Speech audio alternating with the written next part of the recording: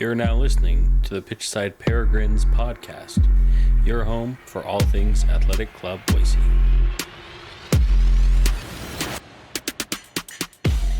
All right, everybody, quick word from our sponsor, KJO Insurance. Look, being forced to rely on a GoFundMe might suck, but knowing you have a life insurance policy waiting for your family if anything happens, that doesn't suck. KJO makes it simple and affordable. Please DM at KJO Insurance with Pitchside or call 208-883-4800. Hello, everybody, and welcome to another episode of Scouting Our Prey before this week's match against Corpus Christi here on Saturday. We are going to be playing, hopefully, that is the key word here because it is definitely really hot and really smoky. So hopefully, I think currently the plan is to still play this weekend, and hopefully that continues. And this weekend we are going up against Corpus Christi FC. So Corpus Christi, we can go ahead and go to the standings here over on SofaScore. Corpus Christi is sitting in 10th so far. Not a good away team. If we look at the away form, they're sitting in 13th. And we think, we've struggled on the road. We're sitting about mid-table. But Corpus Christi does not have an away win. They have 4 draws and 5 losses with a minus 10 away goal difference. So they definitely struggle on the road. Corpus Christi really started off the year poorly. If we look here on the left, we can kind of see the beginning of their season, 2 draws, a loss. I think it took quite a while.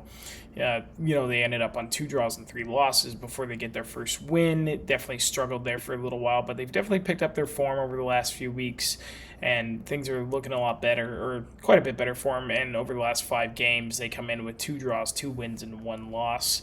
So definitely in better form. There. They, again, not a dangerous team away from home. They're still on a -5 goal difference. And so this is a team that, their form has picked up over the last few weeks, but they're still, I wouldn't say it's anything that we can't handle at home. Again, knowing that we are a good team at home. Little bit of background information on Corpus Christi FC. So they've been around since 2018. 2018 was their first season. We can kind of look at their records. They started off in the USL Professional Development League in 2018.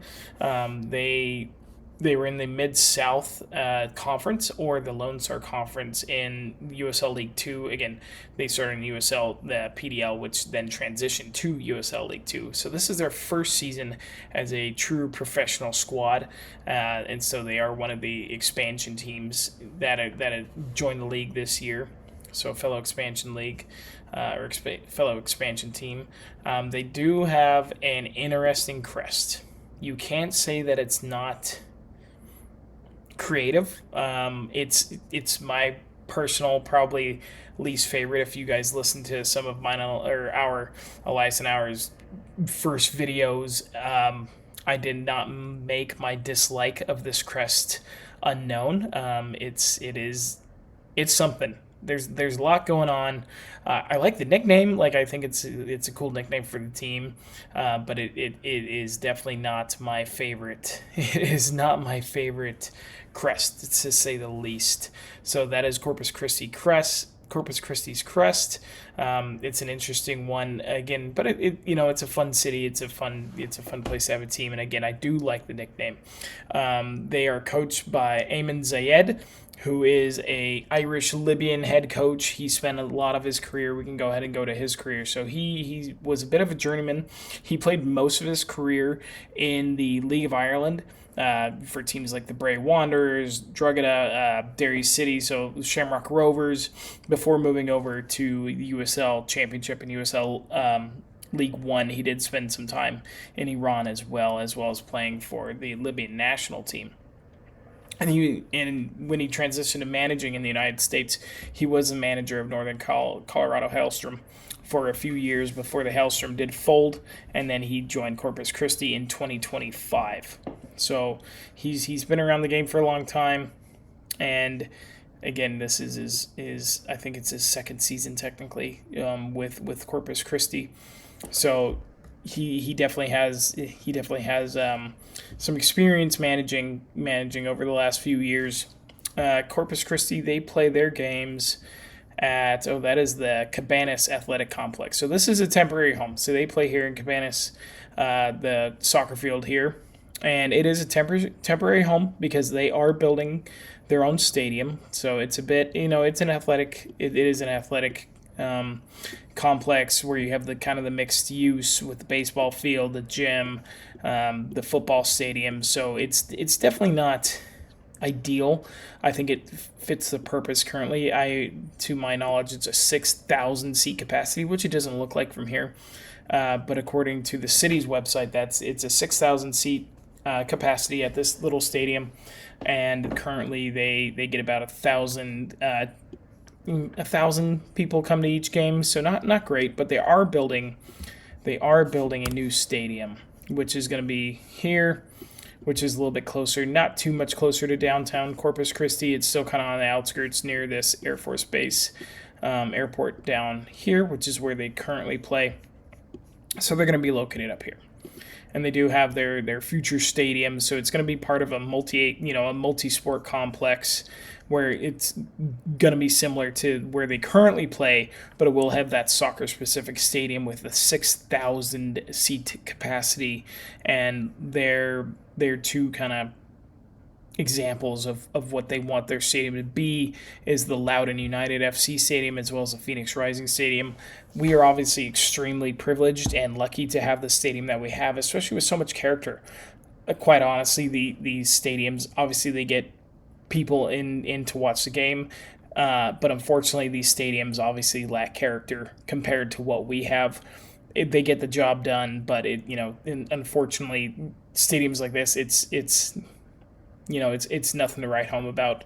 We are incredibly lucky and privileged to have the stadium that we have, just given the character and history of LeBois Park. So, we're spoiled, and so I know I'm coming from a place of privilege when I talk about stadiums, not only capacity-wise, but just the character, again, and the history behind our stadium. So, again, very lucky, and I'm glad that they're going to have a soccer-specific stadium that isn't a part of this existing sports complex that wasn't, the headline is not the soccer stadium. So what they're building now, or going to be building, is the soccer stadium is the focal point. So that is exciting for Corpus Christi. I hope that it continues.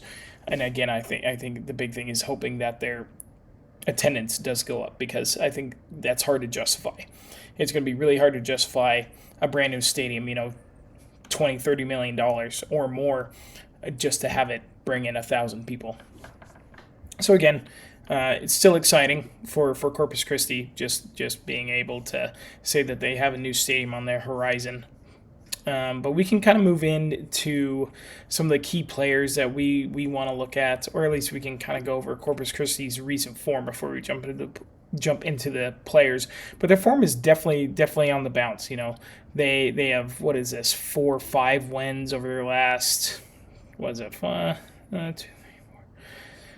10 games. So 50% win percentage. And is that playoff form? Not necessarily playoff form, but they've definitely been on an uptick. And I think we had posted the points per game statistic, because again there's so much variance in how many matches each team has played, and so it is tough. And Corpus Christi is definitely on the outside looking in when it comes to playoffs, but the fact that they were absolute bottom of the table there for quite a while was definitely worrying for them. So they've definitely picked up form, and so they have a couple of players that they can contribute, that have contributed to that increase in form. So we're going to go over a few of those folks, and the first one is James Talbot. James Talbot there's quite an Irish influence with this Corpus Christi team. If we go to actually their Wikipedia page, they have a couple of Irish players, but two of their better performers would be their Irish players, and that first being James Talbot. As we can see here, he's coming in with a 7.2 rating on SofaScore after spending essentially most of his career. You guys can see behind the scenes just briefly into the little bit of research that Elias and I do, but he spent the last 6 seasons in the League of Ireland playing for Bohemians in the League of Ireland, and also made a couple of Europa Conference League appearances. James Talbot. But he's having a really good season. He's started 15 games with 5 clean sheets, and he's done extremely well this season coming into the USL. And whenever you get someone from Europe, and especially someone who has Europa League experience, that is pretty exciting. And especially when we look at James's USL Tactics card here, goals prevented 3.15, so he's in the 97th percentile. Save percentage is 73%. That puts him in the 80th percentile. Saves, he's averaging almost 4 a game, which puts him in the 90th. So he is one heck of a goalkeeper. So he's definitely kept them in some games, absolutely. So he's definitely someone. I know that he had missed some time due to I think what I had read is some personal matters. So I'm not sure if he is going to be back or not, but if he is, this is definitely someone who's going to keep them in the game, depending on how they're, how his defenders play in front of him. But definitely someone to keep an eye on, and that would be James Talbot. The second player that I want to talk about is center back Jack Keeney. And Jack Keeney, again, another Irishman who plays for Corpus Christi. Kearney, excuse me. Where's it, Keeney? If my computer, there we go. Jack Keeney, I apologize. My computer auto-corrected to Kearney for some reason. But Jack Keeney is another one of the better performers for Corpus Christi, coming in as a center back, again, from Ireland.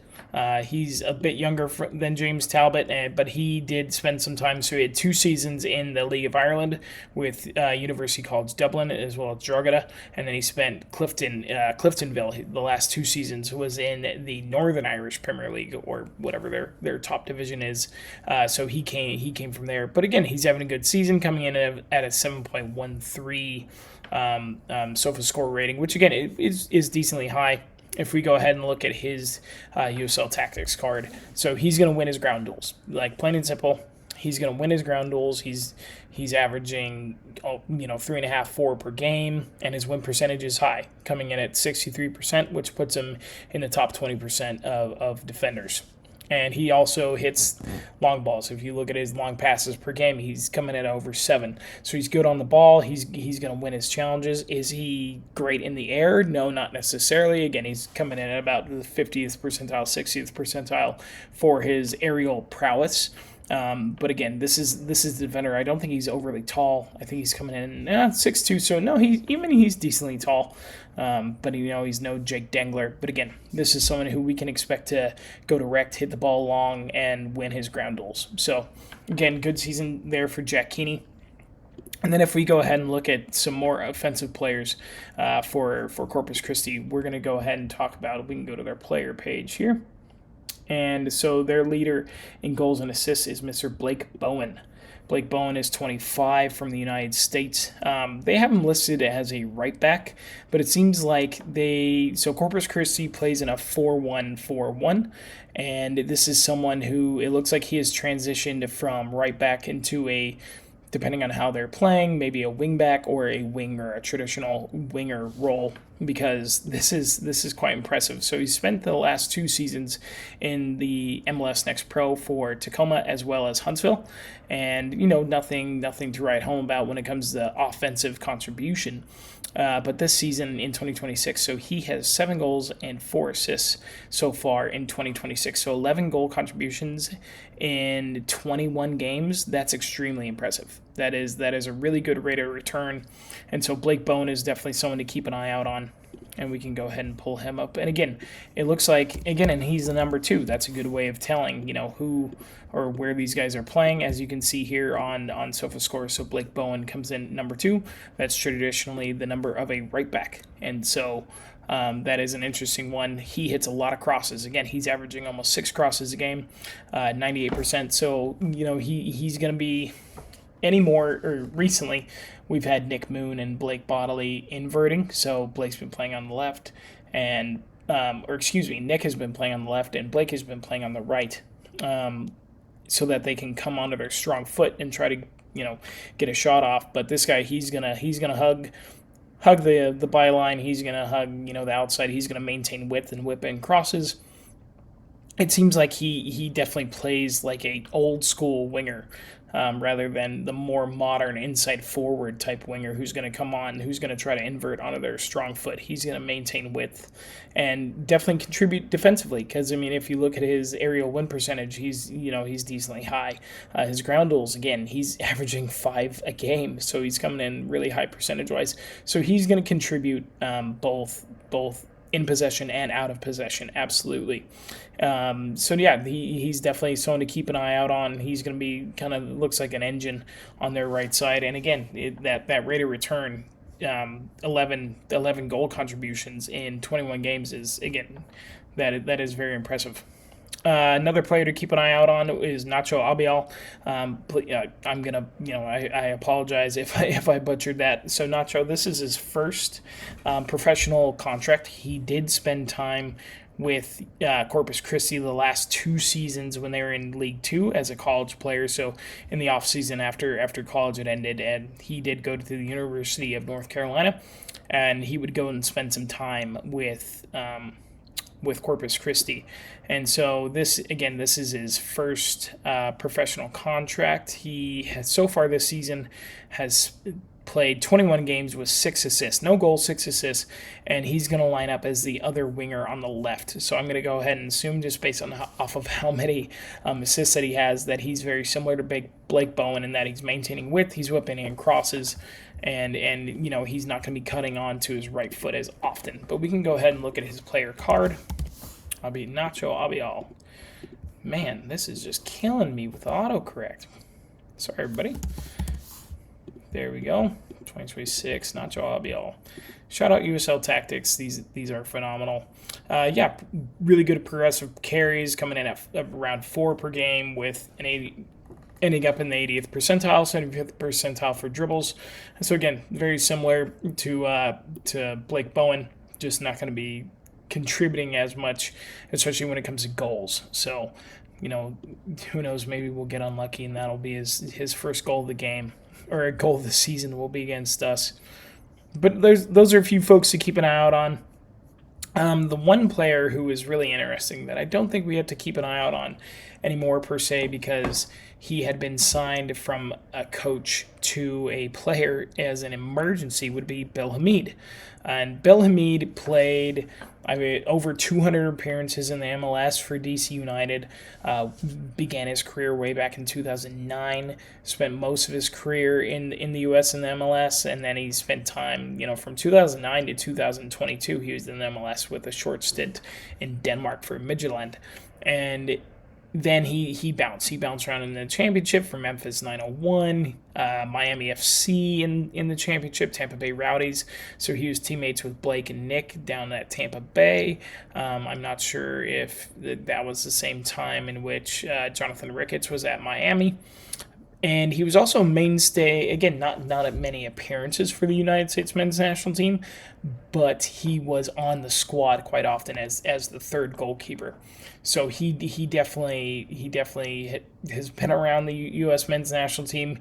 He was a phenomenal MLS goalie. I know he did have some trials with some English clubs. Actually, you can see it right here. Yeah, West Brom. Back in the time.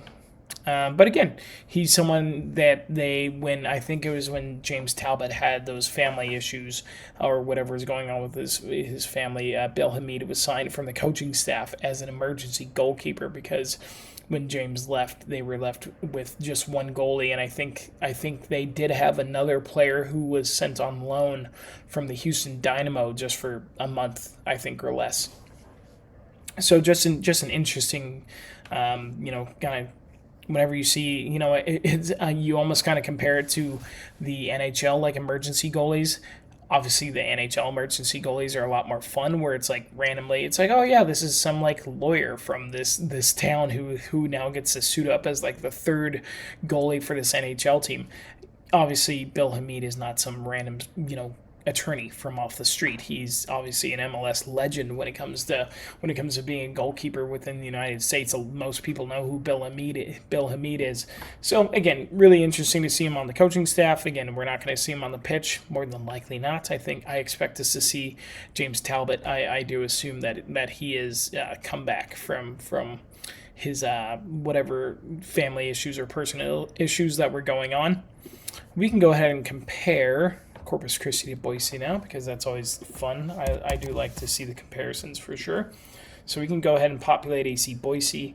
Average SOFA score rating, we come in a little bit higher. Significantly more goals. Again, we're coming in, even though we've played one more game, we've scored 8 more goals. We've given up 2 more. Goals per game, we're coming in goals per game 1.5. Shots on target, we have more shots on target. I think the big thing here is big chances. I think big chances here is always interesting because of the way that Boise plays. We're not a fast break team. We are a team who usually has the bulk of the possession, so we're not a counter-attacking team. And in those big kind of like 3-on-3, 3-on-2 breakaways, where if you are a counter-attacking team, sometimes you can get those opportunities. But we're just not going to have as many big chances because you obviously need your opposition to be open. You need your opposition to not be, putting 8 people behind the ball, most of the game. And that, quite frankly, that's just how teams play against us a lot of the time.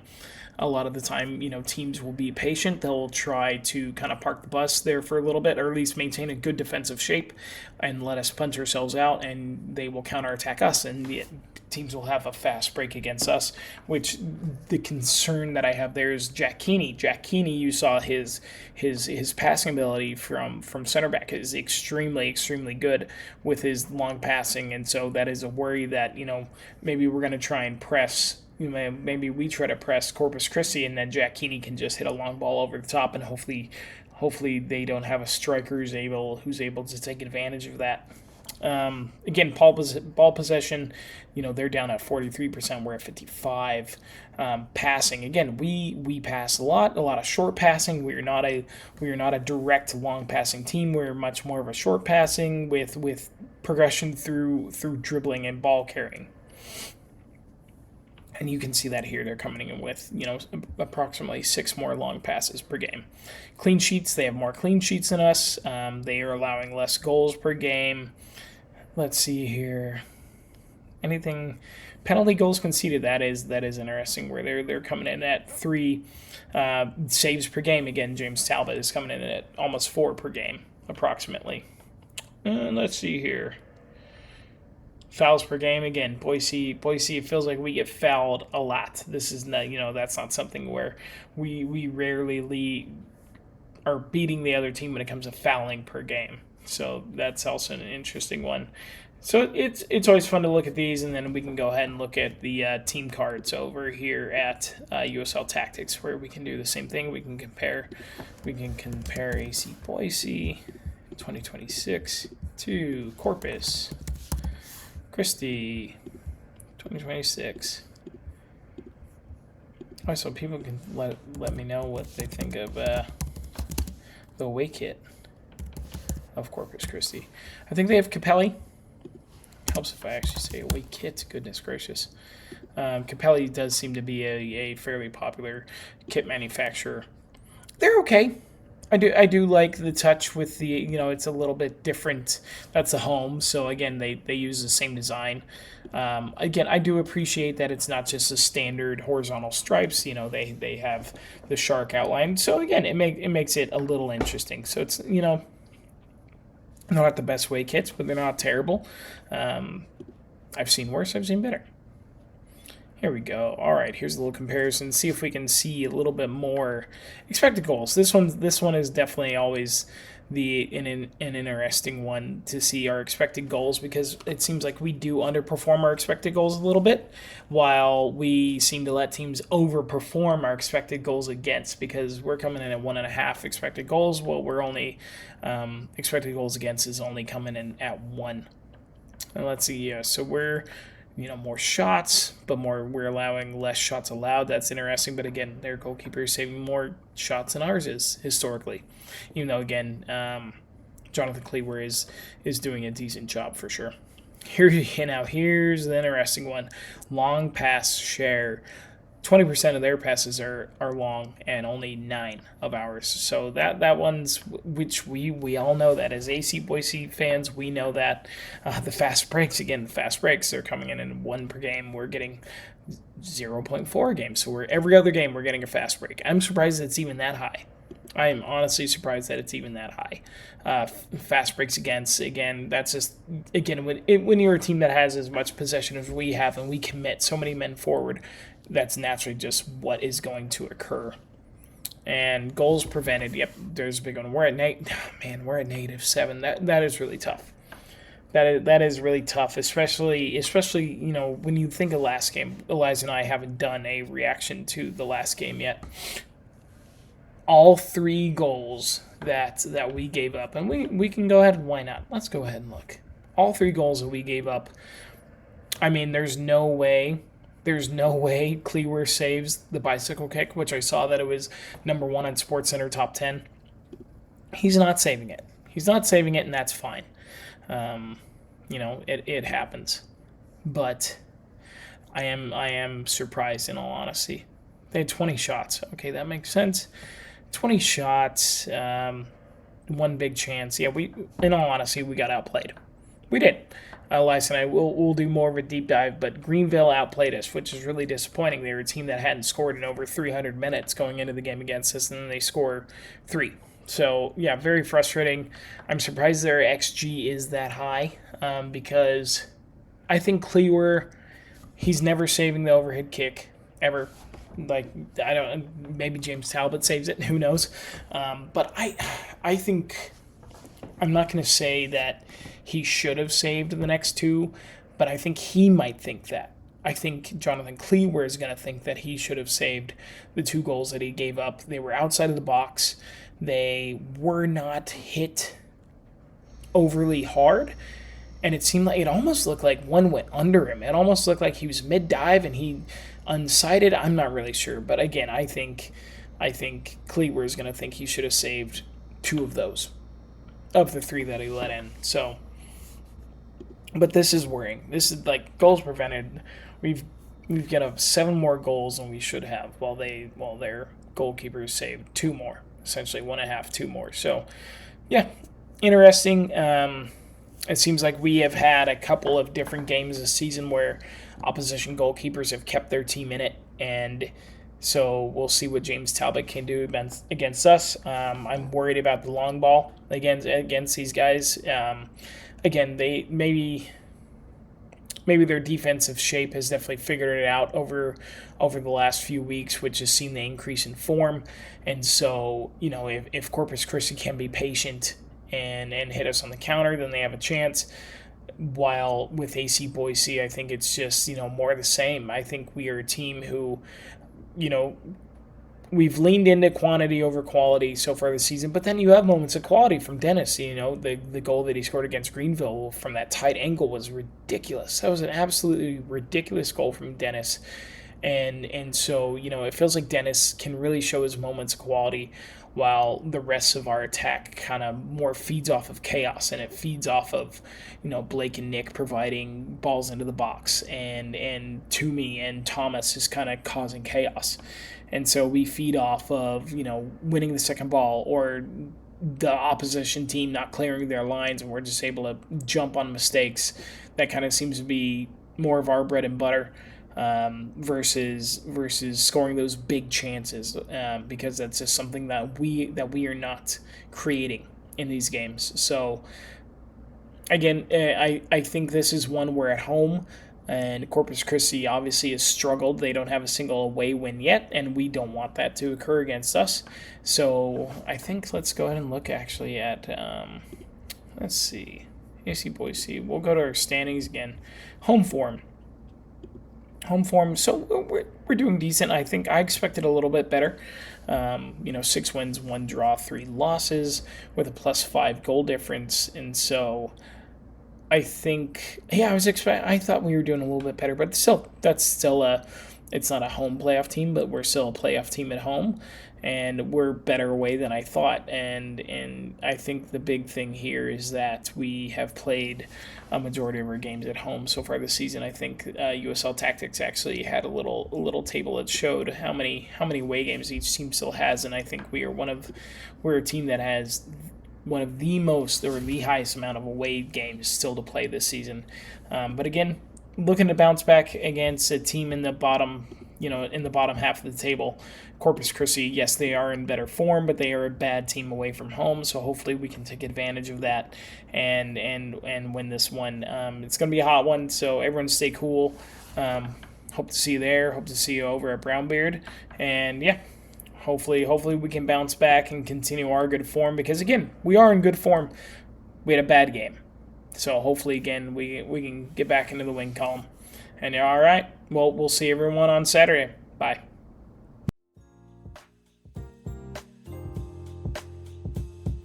That's all for today's episode.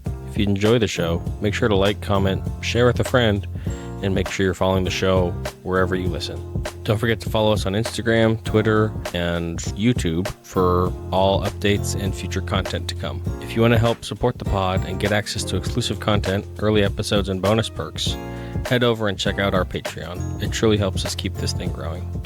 Thanks again for listening. Thanks for being part of the community, and we'll catch you in the next one.